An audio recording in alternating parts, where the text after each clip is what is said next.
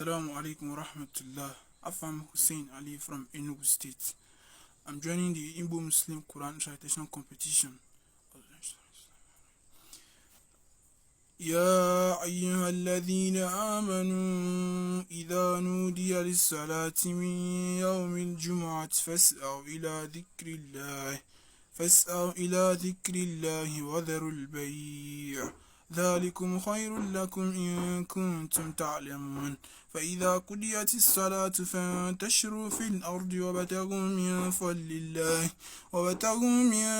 الله واذكروا الله كثيرا لعلكم تفلحون وإذا رأوا تجارة أو لهوا انفضوا إليها وتركوك قائما كل ما عند الله خير من اللهو ومن التجارة والله خير الرازقين.